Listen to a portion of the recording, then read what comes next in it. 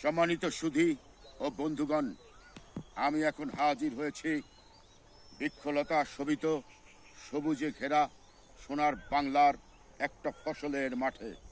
এই মাটি সোনার চেয়ে খাঁটি, সেই প্রমাণ দিতেই আমি আপনাদের সামনে হাজির হয়েছি। একই মাঠে কখনো ধনিয়া, কখনো সরিষা, কখনো কফি,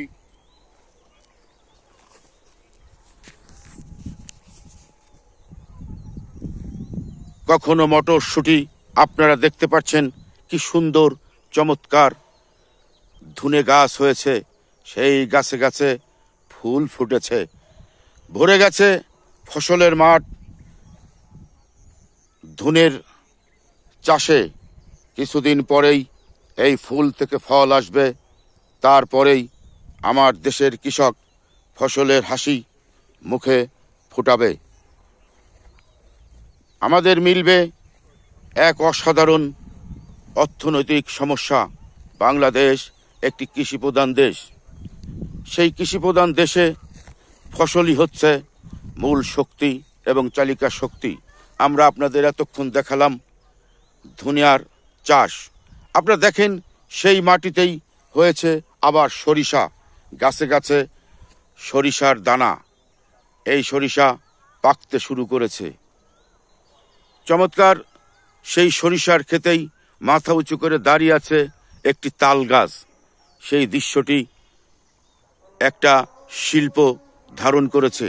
তার পাশেই আপনারা দেখতে পাচ্ছেন সরিষার ক্ষেত। কি সুন্দর চমৎকার এই দৃশ্য। যারা সোনার বাংলাকে ভালোবাসে তাদের প্রত্যেকেরই এই চিত্রলিপিটি ভালো লাগবে। আপনারা দেখতে পাচ্ছেন সেই সরিষার ক্ষেতেই আবার খেসারির গাছ লাগানো হয়েছে। একই জমিতে সরিষা এবং খেসারি। তার পাশেই জমিতে ফলেছে কফি, ফুলকপির চাষ করা হয়েছে। চমৎকার এই দৃশ্যলিপি আমি আপনাদেরকে দেখাতেই হাজির হয়েছি। একই মাটি, কি যে সোনার চেয়ে খাঁটি। সেই মাটিতে কত রকম ফসল ফলে যা না দেখলে আপনি বিশ্বাস করতে পারবেন না। আর যারা সোনার বাংলাকে ভালোবাসে তাদের কাছে এই ফসলের হাসিটা সবচেয়ে ভালো লাগার বিষয়। দূর দূরান্ত থেকে এই ফসলের মাঠ শস্যে ভরে গেছে, ফলে ফলে ভরে গেছে। সবুজ ফসলের মাঠ কেমন হলুদ হয়ে গেছে, স্বর্ণালী হয়ে গেছে। কিছুদিন পরেই স্বর্ণালী আলোক ছটায় ভরে উঠবে আমার দেশের কৃষক সহ বাংলার সাধারণ মানুষের। প্রিয় বন্ধুরা আমার, সেই চিত্রলিপি আমি দেখাতে হাজির হয়েছি, কারণ এটা আমার ভালো লাগে। আমি একজন চাষা ভূষার সন্তান হিসেবে এই চিত্রলিপিটি আপনাদের দেখালাম, কারণ চাষা ভূষাই হচ্ছে এই বাংলাদেশের শ্রেষ্ঠ সন্তান।